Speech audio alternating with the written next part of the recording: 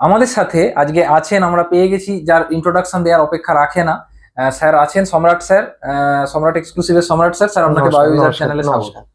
Sir, ওদের আর যে ধরুন যে কটা দিন সময় আছে বাংলা বিষয়ে আর কি, ওরা এই মানে কিভাবে এই কটা দিন পড়াশোনা করবে, যেটার উপর বা কোন জায়গাগুলো জোর দেবে, যেটার উপর যার জন্য বাংলায় মাধ্যমিক ওরা খুব খুব ভালো। সংক্ষেপে গোটা বিষয়টা বুঝিয়ে বলি। হুম, বাংলাতে ভালো করতে গেলে টেক্সট বই পড়ার বিকল্প কিছু নেই।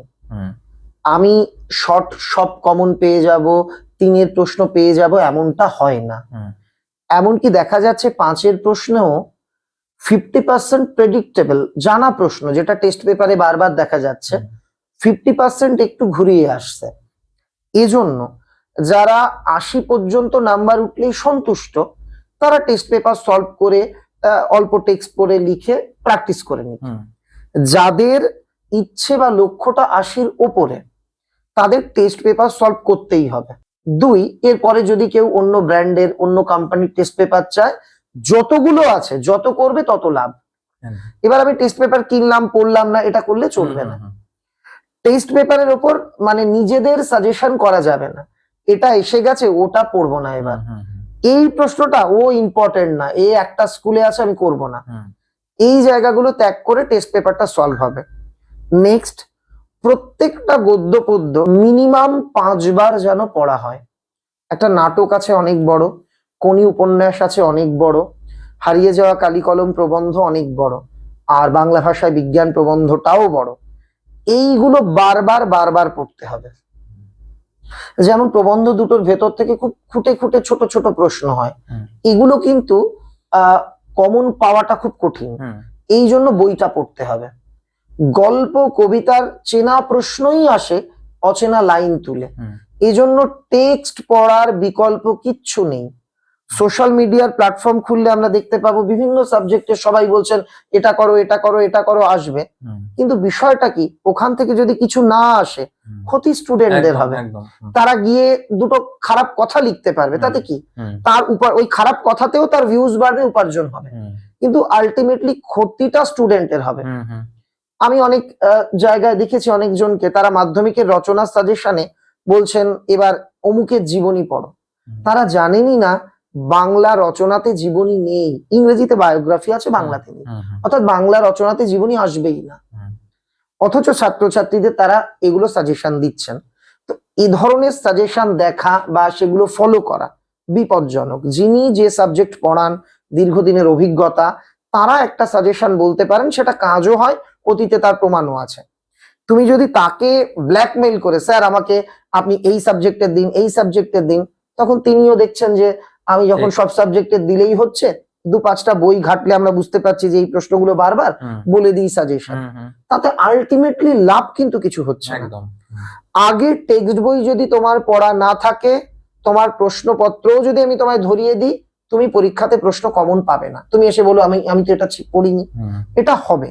তাই এই বাস্তব সত্য মেনে নিয়ে পড়তে হবে। আর ব্যাকরণ নিয়ে না ভয়ের কোনো জায়গা নেই। ব্যাকরণে টেস্ট পেপারে বরঞ্চ কঠিন প্রশ্ন থাকে, পরীক্ষায় হয় সহজ।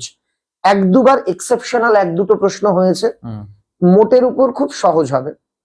স্টুডেন্টদের একটা আমি ভুল দেখেছি, হুম, টেস্টের পরেই এটা হয়, তারা সারাদিন সমাস করছে, সারাদিন কারক নির্ণয় করছে, কিন্তু জানেই না কারক নির্ণয় একটা থেকে দুটো একটাই, হুম, সমাস বড়জোর দুটো নির্ণয়, বাক্য পরিবর্তন একটা, বাচ্য পরিবর্তন একটা, অর্থাৎ প্রয়োগধর্মী প্রশ্ন একটা একটা আসে। হুম, আর ম্যাক্সিমাম থাকে ছোট ছোট সংজ্ঞাধর্মী প্রশ্ন, হুম, অমুকটা কাকে বলে, অমুকের উদাহরণ দিন, অমুক কার বৈশিষ্ট্য, এই ছোট ছোট জিনিসগুলো তাই বারবার পড়ে রপ্ত করতে হবে। একটা সময় ছিল 10টা কারক নির্ণয় 10টা সমাস নির্ণয় দিত, সারাদিন সবাই নির্ণয় করেই যেত। হুম, আজকে টেস্টের পরে তোমার যদি দেখছো যে তুমি কারক নির্ণয় মোটেই পারো না, ওই নির্ণয়টা বাদ দিয়ে সংজ্ঞা, উদাহরণ, যে ভাগ, সেইগুলো পড়ে যাও, ওখান থেকে যে জেনারেল প্রশ্ন আসবে সেটা কমন পাওয়া যাবে। হুম, যারা ভালো পড়েছো তারা সবটা লিখতে পারবে, হুম, আর যারা ভালো পড়তে পারোনি তারা ম্যাক্সিমাম টুকু লিখতে পারবে।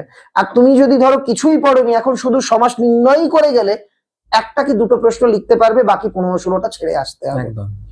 রচনাটা ভালো করে রেডি রাখতে হবে, আর রচনা শেষ করতে হবে পরীক্ষার খাতায়। অনেকেই পড়ে যায়, টাইমে কুলায় না, হুম, এটা করলে চলবে না। এই নিয়ম মানলে সবার ভালো হবে। স্যার, রচনা মানে দু একটা যদি বলেন যে না, কোনগুলো। আর রচনা এই মুহূর্তে যেটা করতে পারে, বিজ্ঞান ধর্মী একটা থাকে, পরিবেশ ধর্মী একটা, আত্মকথা ধর্মী একটা, উপযোগিতামূলক বলতে খেলাধুলোর উপযোগিতা, বাংলার উৎসব, বাংলা ঋতু বৈচিত্র্য, এই টাইপের। হুম। এইগুলো যেগুলো স্যারেরা বলেছেন, যেগুলো বইয়ে আছে, আগামীতে এগুলো নিয়ে হয়তো আরো আলোচনা হবে, সেগুলো করলেই হয়ে যাবে। খুব একটা কঠিন কিছু হবে না। বিশ্ব উষ্ণায়ন আছে, হুম। এটা পরিবেশের মধ্যেই যদিও পড়ে, এই ধরনের রচনা করলেই হবে। আর স্যার সম্রাট এক্সক্লুসিভ বইটা ওরা এই কদিন কিভাবে ইউজ করবে? অনেকেই এই কিনে কয়দিন ফেলেছে বইয়ে আগে। যা আছে A to Z সবটা পড়ে নিক। হুম। কারণ আমরা অতীতে দেখেছি এটা পরিসংখ্যান যে বইয়ের বাইরে কিছু হয়নি। হুম। তো সম্রাট এক্সক্লুসিভ বইটা ভালো করে প্র্যাকটিস করুক। হুম। বইয়ের বাইরে কিছু হয়নি মানে এর বাইরে কিছু হবে না আমি কিন্তু বলছি না। হুম। টেক্সট বই সঙ্গে সম্রাট এক্সক্লুসিভ থাকলে হুম। আর কিছু লাগবে না। সম্রাট এক্সক্লুসিভটাকে মনে করো স্যারের লেখানো নোট, একদম। তোমার কাছে নোট খাতা আছে, হুম। এইটা পড়ো। মানে এর বাইরে কিছু হবে না সেটা নয়, তবে যারা সম্রাট এক্সক্লুসিভ বই পড়বে তাদের কাছে প্রশ্ন যত কঠিনই হোক না কেন, কোনো প্রশ্নই আনকমন থাকবে না। হুম। ঠিক আছে? তাহলে সবার প্রতি আমার অনেক শুভেচ্ছা রইল। হুম। এভাবেই পড়ুক, ভালো হবে। আর হাতের লেখা নিয়ে চিন্তার কিছু নেই। হাতের লেখা ভালোটা ভালো, মন্দ হলেও চিন্তার নেই। একটু বুঝতে পারবে সবাই যেভাবে, সেভাবে লিখলেই হলো, পুরো নাম্বারই আসবে। তো স্যারের মূল্যবান উপদেশ তোমরা শুনলে, আশা করি তোমরা প্রচুর উপকৃত হবে। আর জীবন বিজ্ঞানের জন্য এই চ্যানেল ফলো